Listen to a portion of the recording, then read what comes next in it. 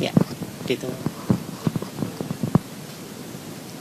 Selamat siang, kembali bersama Setia Hartono dalam acara Ngobras, ngobrol bareng santai Rumah Sakit Jogja. Tentu saja masih dengan topik-topik seputar kesehatan yang akan bermanfaat bagi masyarakat Jogja dan sekitarnya, khususnya para pengguna layanan Rumah Sakit Jogja.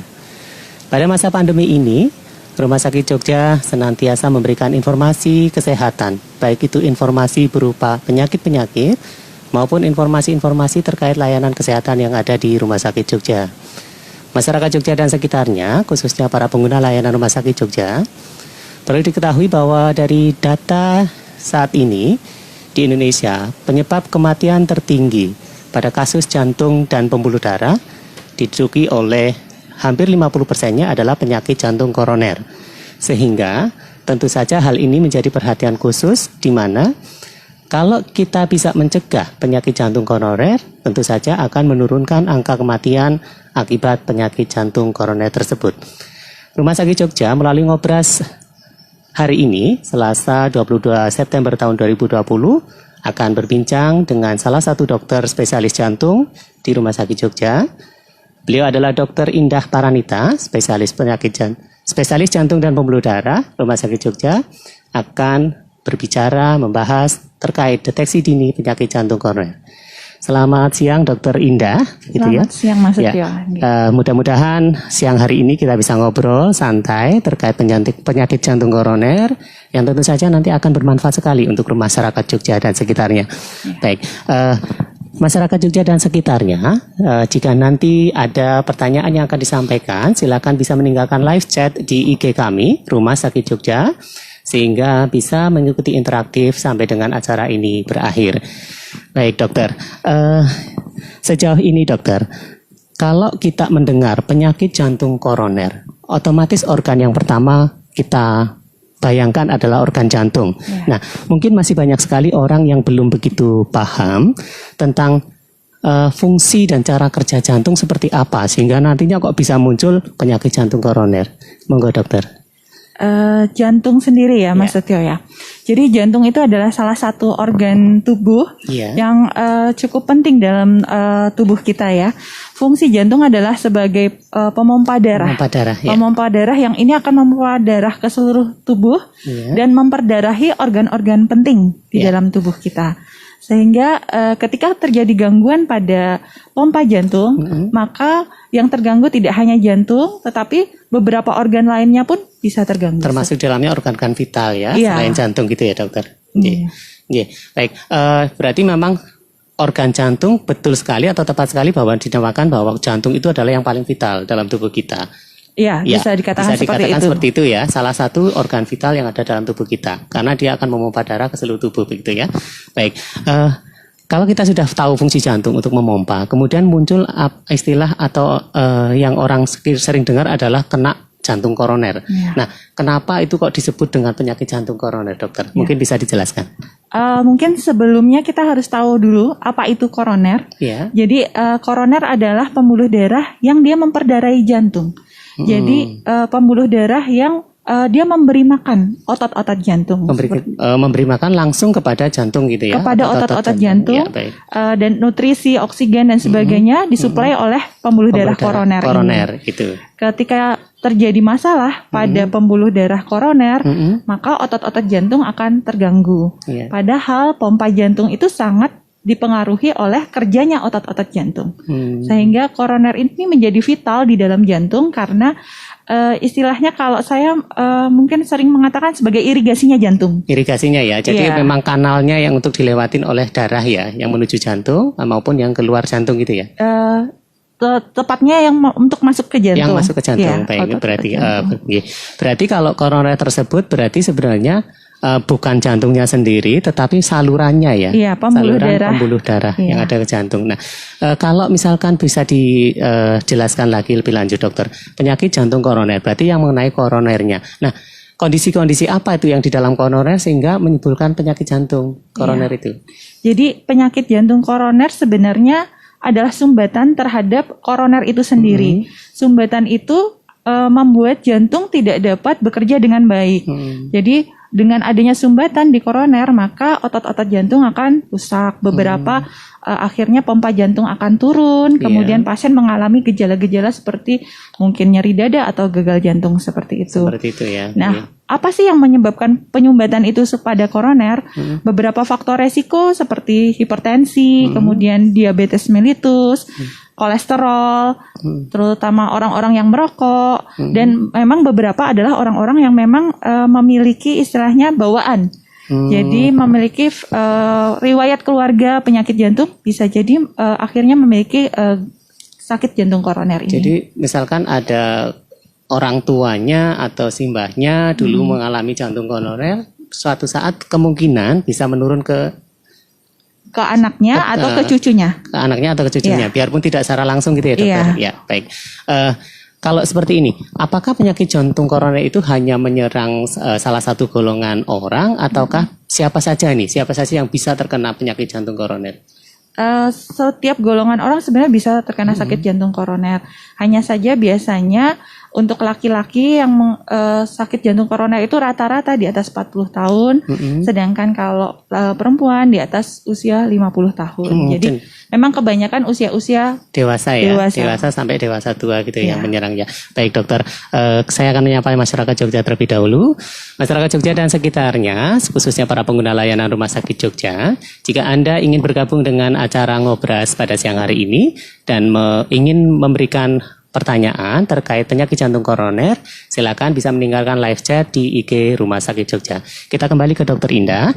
Nah, tadi sudah disebutkan bahwa disinggung sedikit bahwa adanya sumbatan, faktor utamanya sumbatan di dalam koroner itu sendiri menyebabkan adanya masalah atau timbul keluhan. Nah, kira-kira itu yang mudah dikenali oleh masyarakat terkait gejala penyakit jantung koroner ini seperti apa, dokter?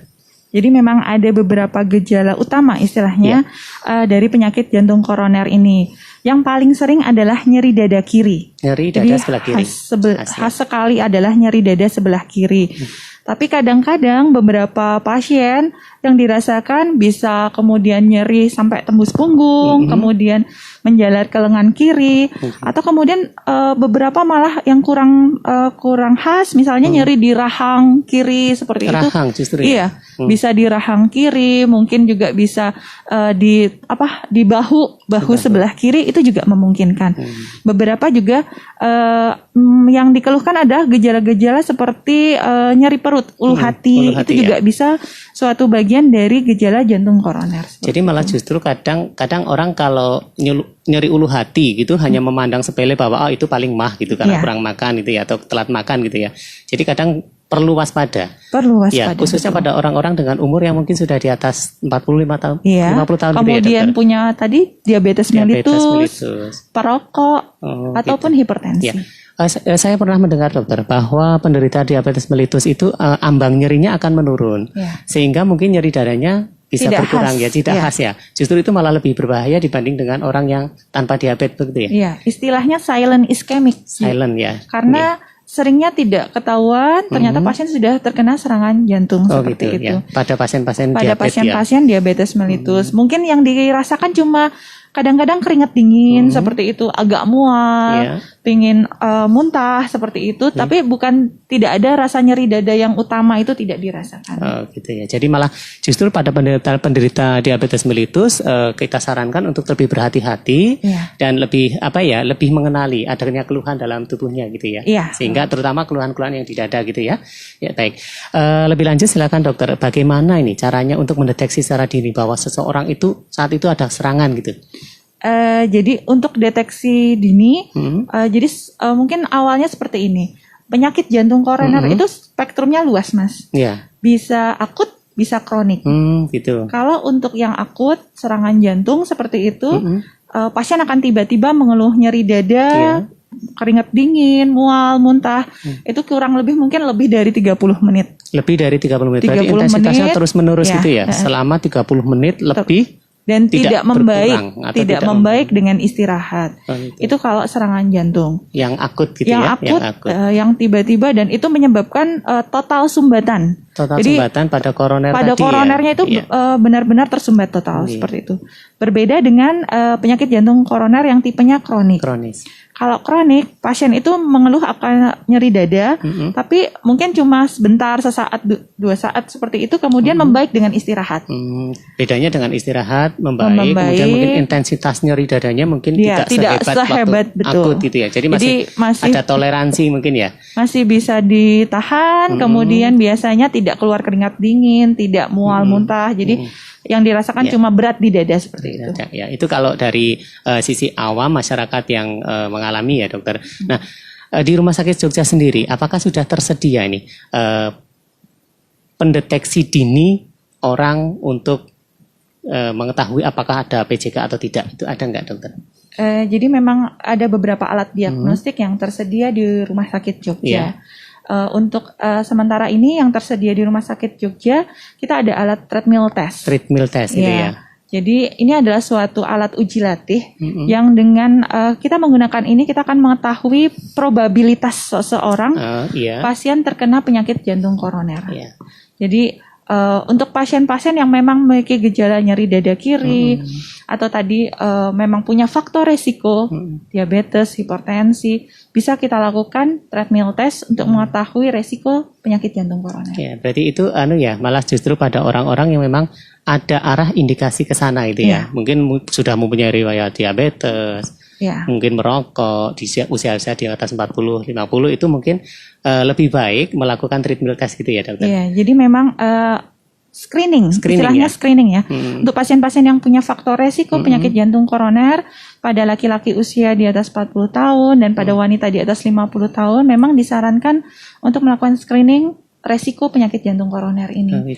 Sehingga ketika ada penyakit jantung koroner kita bisa atasi dengan segera. Ya, kira-kira untuk gambaran masyarakat awam saja dokter, treadmill test itu gambarannya seperti apa? Sehingga orang yang merasa mungkin di luar sana itu ada yang sudah, saya kegemukan, saya sudah 45 tahun nih, kemudian saya juga ngerokok dari remaja.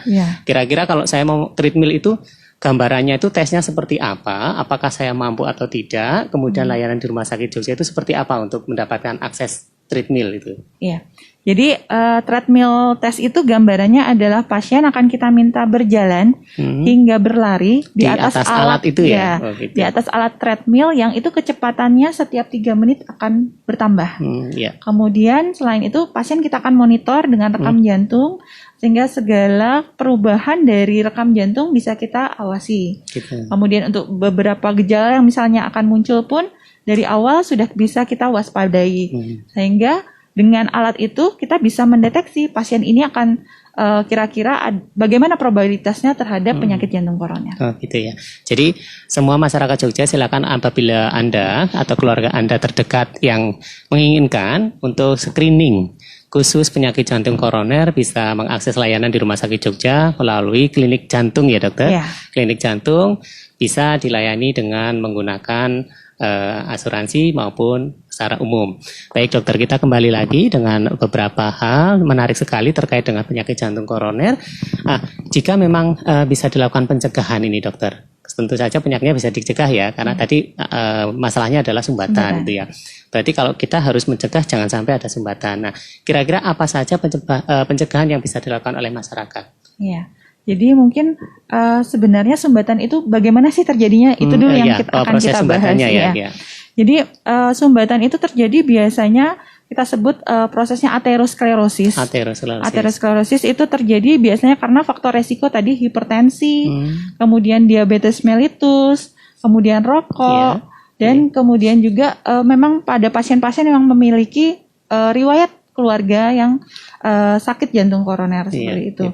Nah, faktor-faktor resiko ini yang bersamaan biasanya lah yang akan kemudian membentuk suatu plak. Plak itu mungkin kalau pipa katakanlah itu ada suatu keraknya ya. Nah, itu menempel di dinding-dinding pembuluh darah koroner yang akhirnya ini membuat seseorang menjadi sakit jantung koroner. Jadi prosesnya itu bisa lama gitu ya dokter? Lama sekali mungkin. Ya. Jadi proses aterosklerosis ini katanya bermula dari usia 9 tahun sebenarnya. 9 tahun. Ya, di mana mungkin usia-usia segitu sudah sembarang makanan sudah bisa masuk gitu ya dokter ya. Apalagi makanan instan bertaburan seperti itu ya. Gitu ya. Kemudian aktivitas fisik kita yang kurang, olahraga yang kurang. Akhirnya itu yang membentuk proses penyumbatan di jantung koroner. Jadi kembali lagi ke plak tadi. Plak sendiri itu terbentuknya dari apa saja? Misalkan apakah karena saya mungkin sering makan jajan sate atau tongseng di luar atau seperti apa dokter? Iya. Jadi plak itu terbentuk dari LDL. LDL itu adalah bagian dari kolesterol. Kolesterol ya. Iya. Jadi memang kita harus mulai mengurangi makanan-makanan yang mengandung kolesterol seperti itu agar proses pembentukan plak ini terhambat. Dengan menghambat peningkatan kolesterol, maka kita menghambat pembentukan plak. Terus kalau untuk plaknya sendiri terbentuknya apakah khusus di koroner tadi atau bisa di pembuluh lain? Bisa di pembuluh darah lain, Mas. Bisa. Jadi beberapa bisa di pembuluh darah kaki seperti itu, atau di pembuluh darah karotis yang ke arah otak seperti itu. Yang di arah sini ya. Atas itu yang juga berbahaya mungkin ya nanti bisa untuk menyebabkan stroke dan ya, perdarahan ya. Baik. Itu tadi sudah berbicara tentang awal mula terjadinya sumbatan. Nah, untuk mencegahnya itu apa saja? Biar tidak ada sumbatan ini dokter. Pola hidup atau apa gitu dokter? Iya. Jadi bagaimana faktor resiko itu kita kendalikan intinya. Pertama dari tekanan darah. Tekanan darah harus kita jaga normal di bawah 140/90. 140/90 gitu ya. Untuk pasien yang memang punya riwayat hipertensi, maka kendali tekanan darah amat sangat penting. Sehingga pengobatan rutin itu sangat pasien hipertensi. Kemudian yang kedua, untuk pasien yang memang punya riwayat sakit gula, targetnya HbA1c kurang dari 7. HbA1c gitu ya. Atau mungkin gula darah masuk dalam range normal seperti itu ya. Jadi kalau pasien-pasien ini masih sering hiperglikemi atau darahnya masih sering tinggi, gula darahnya masih sering tinggi, maka pembentukan plak itu akan cepat terjadi. Kemudian yang ketiga, cegah jangan sampai terjadi obesitas. Kegemukan gitu ya dok ya? Kegemukan, iya. Dengan apa? Dengan olahraga, dengan aktivitas fisik yang baik. Maka obesitas itu bisa kita cegah dan pasien-pasien secara tidak langsung akan mengurangi faktor risiko terjadinya plak itu tadi ya. Jadi intinya tadi bahwa kita harus mengendalikan jika kita punya riwayat hipertensi, kita kendalikan tekanan darahnya. Jika yang sudah memiliki hipertensi itu juga harus terapinya harus teratur gitu ya dokter ya. Jangan diabaikan gitu ya. Biarpun tensinya sudah stabil pun tetap harus kontrol. Kemudian yang kedua tadi untuk penderita-penderita diabetes bisa harus mengontrol gula darahnya ya dalam kondisi normal. Syukur-syukur secara rutin melakukan pemeriksaan HbA1c gitu tadi ya. Dan yang ketiga adalah obesitas gitu ya. Dan kendalikan, yang keempat satu lagi rokok. Rokok itu sangat penting karena saya beberapa dapat pasien misalnya serangan jantung tapi usia muda. Kenapa? Dia tidak punya hipertensi, tidak punya gula seperti itu, namun rokoknya kenceng banget. Gitu. Seperti itu. Rokoknya kenceng. Jadi ada 4 hal tadi ya dok ya, obesitas, merokok. Kemudian ini akan sangat menarik sekali sehingga dari usia 9 tahun prosesnya itu tadi ya pembentukan plak berarti mulai dari 9 tahun sudah harus secara mandiri berpola hidup sehat gitu ya dokter ya. Sehingga tidak terbebas dari yang namanya hipertensi, terbebas dari yang namanya diabetes mellitus, terbebas dari obesitas gitu ya. Nah, terkait dengan ini tadi sudah di pencegahannya ya, tentu saja pola hidup sehat. Kemudian jika masyarakat ada serangan jantung koroner di masyarakat, ini sebagai tetangga atau orang terdekat itu melakukan pertolongannya itu harus seperti apa? Ya, jadi jika misalnya tetangga atau mungkin keluarga kita sendiri ada keluhan nyeri dada kiri seperti itu, pertama kali istirahat. Jadi istirahatkan pasien, kemudian yang penting bagaimana pasien ini misalnya sedang tadi terburu-buru atau apa posisikan tidur seperti itu, kemudian setelah itu segera dibawa ke tempat emergensi terdekat, jadi IGD terdekat, agar kita bisa segera berikan penanganan. Karena kalau jantung itu prinsipnya time is muscle. Jadi waktu adalah otot seperti itu. Karena ototnya yang harus diselamatkan dulu ya. Kita harus segera menyelamatkan otot jantung agar pompa jantungnya segera baik.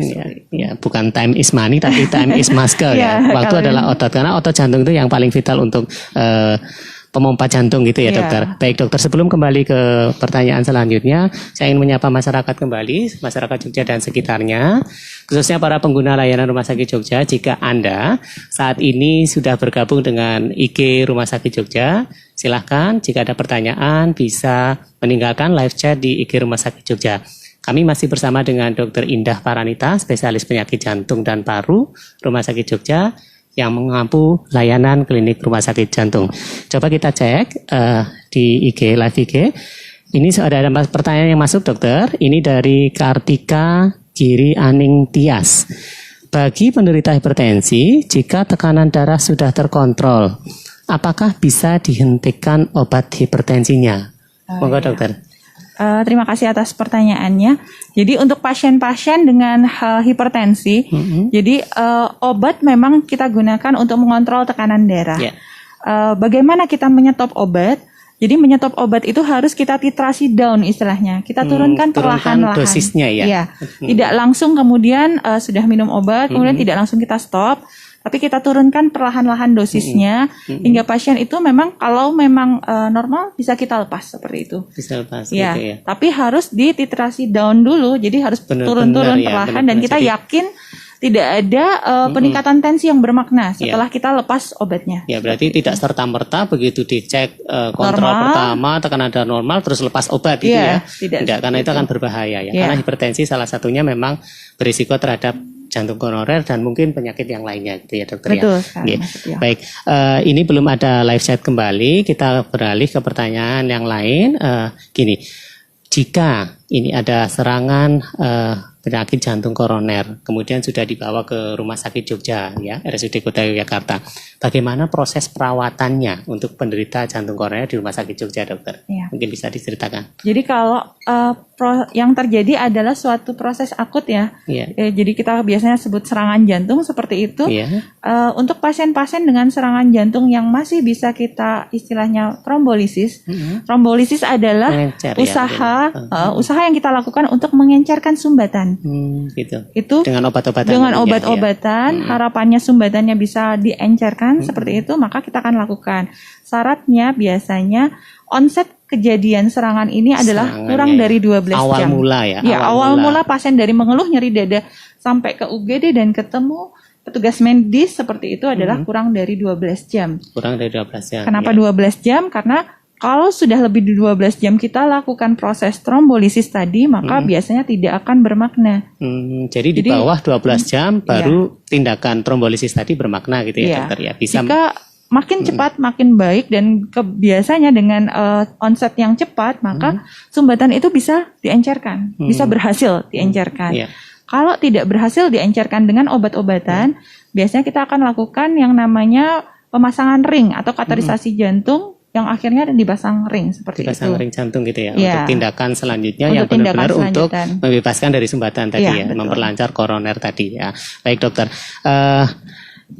belum ada yang masuk kembali, mungkin dari saya kembali. Ini saya beberapa pengalaman kita lihat dan mendengar bahwa ada orang yang tiba-tiba bahkan baru menyetir mobil, tiba-tiba diam, kemudian berhenti sama sekali tidak melakukan aktivitas, dibawa ke rumah sakit ternyata serangan jantung.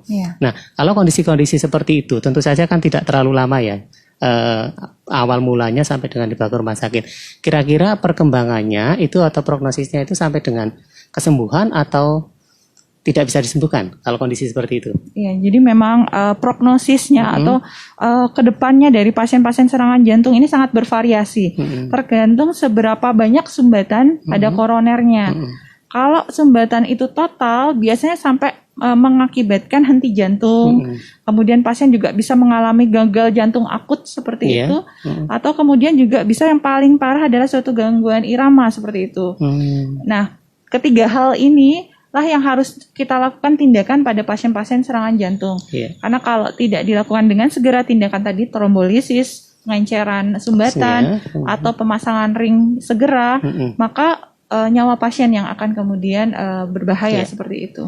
Baik dokter, sebelum ke pertanyaan selanjutnya, ini saya masih agak teringat yang tadi bahwa adanya sumbatan tentu saja tidak hanya di koroner ya, mungkin bisa jadi di yang lain itu. Nah, di rumah sakit sendiri apakah ada fasilitas atau tindakan yang untuk mengetahui mana sih sumbatannya ada di titik-titik mana itu ada tidak dokter? Iya.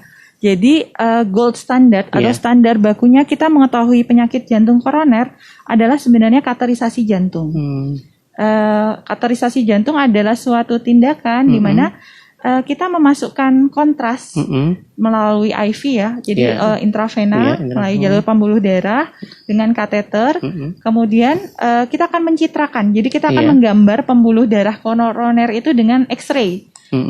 Sehingga kita bisa mengetahui. Jadi akan nampak ya visualisasinya kondisi pembuluh darah di jantung itu seperti apa gitu ya dokter. Kita akan menggambar koroner, dari situ biasa kita akan melihat mana sumbatan yang signifikan mengakibatkan pasien-pasien ini mungkin serangan jantung atau penyakit jantung koroner seperti itu. Jadi akan diketahui titik mana yang mungkin harus dilakukan tindakan segera gitu ya dokter. Ya baik. Betul. Baik, ini sebentar. Satu lagi mungkin alat diagnostik yang bisa kita gunakan selain kateterisasi jantung adalah suatu CT kardiak. CT kardiak ya. CT kardiak ini prosesnya sebenarnya mirip dengan kateterisasi jantung, namun lebih non-invasif ya istilahnya. Jadi pasien-pasien kita masukkan kontras seperti itu. Setelah itu juga kita lakukan penggambaran istilahnya gitu ya dengan alat-alat CT scan. Dan di Rumah Sakit Jogja ada gitu ya dokter? Ada dan kita bisa melakukan. Bisa melakukan. Jadi deteksi dini di Rumah Sakit Jogja bisa dilakukan. Tadi ada treadmill test, kemudian ada dari kateterisasi jantung dan yang dengan CT kardiak. Jadi lengkap ya, Rumah Sakit Jogja sudah memiliki itu, sudah bisa dijalankan dan bisa diakses oleh masyarakat. Ya, baik. Baik dokter, saya rasa ini live chatnya juga sudah tidak ada yang lagi yang ditanyakan. Saya rasa sudah cukup jelas apa yang dijelaskan oleh Dokter Indah Paranita. Mungkin sebelum kita tutup, mungkin ada closing statement dari Dokter Indah. Bagaimana tips menjaga kondisi kesehatan agar bebas dari PJK. Misalkan tidak bebas ya, menurunkan risiko. Bagaimana dokter? Jadi untuk pasien-pasien atau untuk kita ya yang dewasa ingin mencegah dari penyakit jantung koroner, maka mulai sekarang kita harus terbiasa dengan budaya hidup sehat. Bagaimana budaya hidup sehat itu? Pertama, tetap berolahraga, tetap beraktivitas fisik. Berolahraganya diharapkan bisa 3 hingga 5 kali dalam seminggu seperti itu. Dalam seminggu. Kemudian yang kedua, mulai mengubah pola makan, yaitu pola makan sehat. Mengurangi junk food, kemudian lebih banyak pada sayur, buah, ikan, dan kacang-kacangan seperti itu.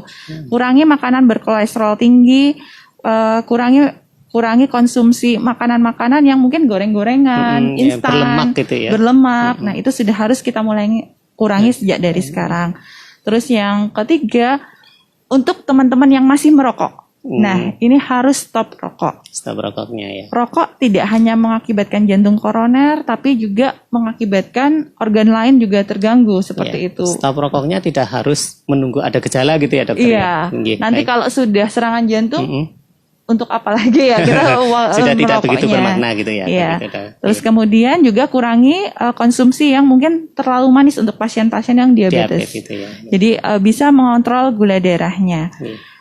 Mudah-mudahan penyakit jantung koroner ini bisa kita turunkan angkanya sehingga angka kesakitan dan angka mortalitas, angka kematian di Jogja bisa lebih baik seperti itu. Ya, terima kasih. Sebelum saya tutup dokter, ini masyarakat juga ingin bertanya bahwa Dokter Indah Paranita ini kalau praktek di Rumah Sakit Jogja setiap hari apa dokter? Saya di Poli Jantung Rumah Sakit Jogja dari hari Senin sampai Sabtu ya. Gitu. Kecuali tanggal merah gitu ya dok ya. Iya, kalau tanggal merah saya libur di rumah. Libur atau ada panggilan khusus gitu ya dokter. Baik, terima kasih Dokter Indah Paranita. Banyak sekali manfaat yang sudah diberikan oleh Dokter Indah terkait informasi-informasi tentang penyakit jantung koroner yang tentu saja akan bermanfaat oleh masyarakat dan juga kita sendiri gitu ya. Baik, terima kasih dokter, selamat siang. Kepada masyarakat Jogja dan sekitarnya, khususnya para pengguna layanan Rumah Sakit Jogja, jika Anda mempunyai faktor risiko yang tadi sudah diobrolkan, kemudian Anda ingin mengakses layanan Rumah Sakit Jogja terkait dengan deteksi dini atau screening penyakit jantung koroner, silakan bisa mengakses di layanan Poliklinik Jantung Rumah Sakit Jogja. Anda bisa melakukan treadmill test, bisa melakukan CT kardiak melalui dan juga yang satu lagi adalah dengan kateterisasi jantung. Rumah Sakit Jogja sudah ada layanan tersebut dan bisa diakses. Dan jika masyarakat Jogja dan sekitarnya masih bingung dengan informasi-informasi yang kurang jelas dari kami, silakan bisa mengakses layanan informasi kami di media sosial kami. Ada Facebook, Instagram, kemudian ada website Rumah Sakit Jogja. Atau masyarakat Jogja dan sekitarnya silakan bisa datang langsung ke bagian informasi di Rumah Sakit Jogja. Terima kasih sekali Dr. Indah. Kita cukupkan sekian masyarakat Jogja dan sekitarnya. Kita akan kembali lagi dalam Ngobras edisi selanjutnya. Tentu saja masih dengan topik-topik kesehatan dan akan sangat bermanfaat bagi masyarakat Jogja dan sekitarnya. Saya Setia Hartono, pamit undur diri. Selamat siang dan Assalamualaikum warahmatullahi wabarakatuh. Waalaikumsalam.